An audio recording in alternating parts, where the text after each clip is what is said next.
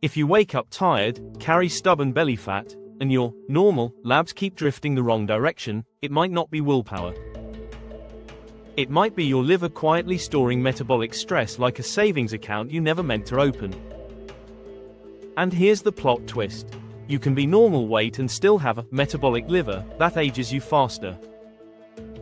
So today I'm giving you a simple scoreboard to spot the clues, the tests that matter, and a 4-step fix that shrinks liver fat without extreme diets.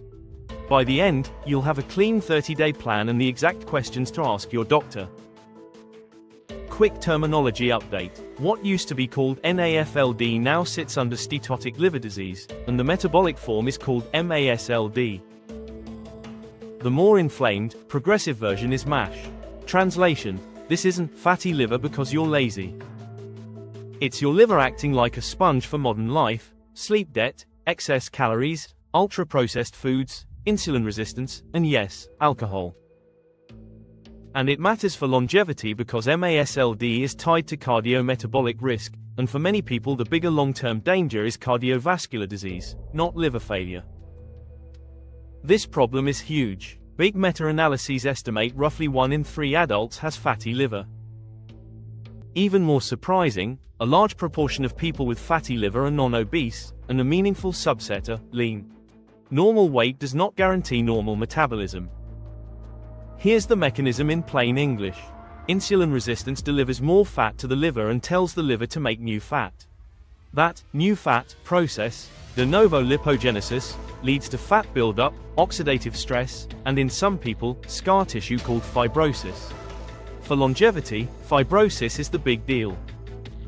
So how do you catch MASLD before it catches you? Symptoms are unreliable. Many people feel fine, or just notice fatigue, brain fog, or a stubborn waistline. So you look for patterns: waist up, triglycerides up, HDL down, A1C drifting higher, blood pressure creeping, fatty liver in the family. Now the myth that keeps people stuck. My liver enzymes are normal. Normal ALT does not rule out fatty liver, and it doesn't rule out more advanced disease either.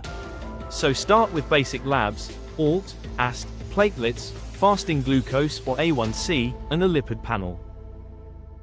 Then do the most important move: risk stratify for fibrosis.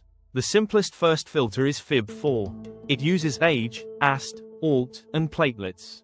It's not a diagnosis, but it helps identify who is low risk versus who needs a closer look. As a general rule, a FIB4 below about 1.3 is often considered lower risk in many guidelines. And in adults over 65, a higher cutoff like 2.0 is commonly used for the concerning range. If FIB4 is low, many patients can be followed in primary care with periodic reassessment. If it's higher, guidelines recommend a second-line test like transient elastography, FibroScan, or other non-invasive fibrosis testing. Imaging is the next layer. Ultrasound is common, but it can miss mild disease and isn't great for tracking small improvements. FibroScan is useful because it helps answer the scar tissue question. Now let's fix the inputs. The 4-step fix. If you do these 4 levers consistently, liver fat often drops faster than people expect. Step 1. Nutrition. This is usually the fastest lever. Your liver responds strongly to energy balance, but quality determines how hard that energy balance feels. So we're not doing weird diets, we're doing high satiety nutrition that naturally creates a deficit. And here's the encouraging part. Even around 5% body weight loss is often enough to improve liver fat and inflammation signals in many people. And when people reach around 10% weight loss, studies show much higher rates of MASH improvement, and in some cases even regression of fibrosis. That's not a beach body goal, that's a liver healing goal. Highest ROI rule: cut sugar sweetened beverages. Soda, sweet tea, energy drinks, healthy, juices, dessert coffees.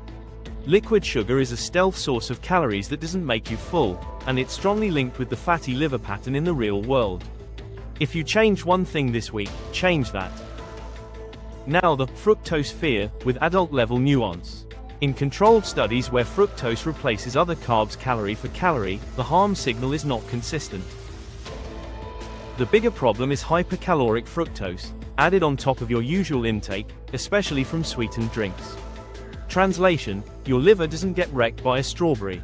It gets wrecked by surplus calories that slide in through a straw.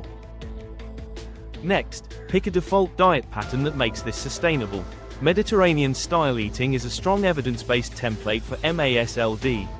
Extra virgin olive oil, nuts, legumes, vegetables, fruit, fatty fish. Lower ultra-processed foods and processed meats. Then make protein non-negotiable, especially after 40.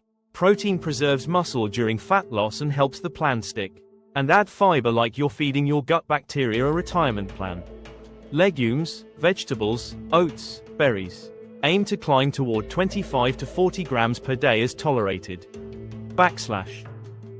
Bonus lever, coffee. Meta-analyses associate coffee intake with lower odds of significant liver fibrosis. Not a cure, but if you tolerate it, it's a smart habit. Step 2. Training. This is your liver improves even if the scale barely moves lever. Exercise improves liver fat and enzymes in trials, and a combined plan, strength plus cardio, tends to be the most reliable. Think of your liver like a battery pack for excess energy. Training drains the pack. 2 to 4 days per week of resistance training. Full body basics: squat, hinge, push, pull, carry. Then aim for about 150 minutes per week of moderate cardio, or 75 minutes vigorous, or a mix. Cheat code: walk 10 to 15 minutes after meals. It improves glucose handling and supports insulin sensitivity, which is a direct win for liver fat. Step 3. Sleep. Because you cannot out-train circadian chaos. Short sleep and irregular timing worsen appetite signaling, recovery, and insulin sensitivity. And if you snore, wake unrefreshed, get morning headaches, or your blood pressure is creeping up, think sleep apnea. OSA is linked with fatty liver through intermittent hypoxia, inflammation, and insulin resistance pathways. Treating apnea isn't a magic cure for MASLD, but it removes a major metabolic headwind. Step 4. Alcohol. If your liver is already storing extra fat, alcohol can accelerate the damage. Newer research suggests even low to moderate alcohol intake can be associated with increased fibrosis risk in people with metabolic risk. So if your goal is to reverse fatty liver, daily drinking is a common reason the numbers won't move.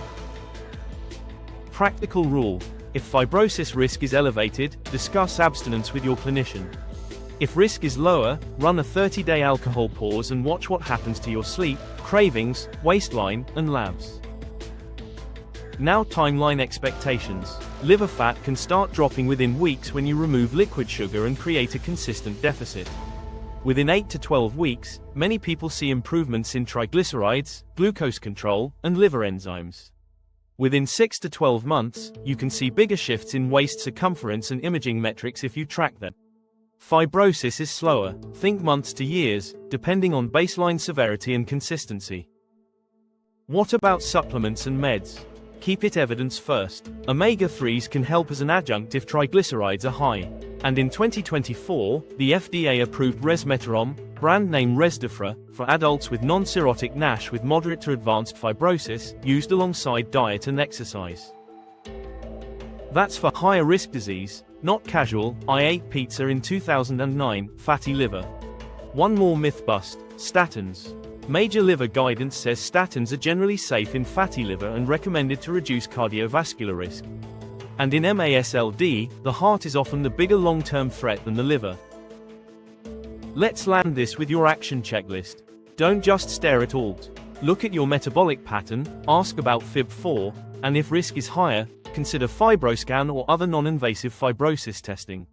Then run the 4-step fix for 30 days. Kill liquid sugar, go Mediterranean-ish with protein and fiber, lift plus cardio, walk after meals, anchor sleep, and minimize alcohol. If this helped, hit like and subscribe. Check the description for tools and Amazon affiliate links that match today's episode, plus our Longevity Compass Amazon KDP book. And remember, your liver is a metabolic dashboard. Fix the inputs, and the dashboard clears.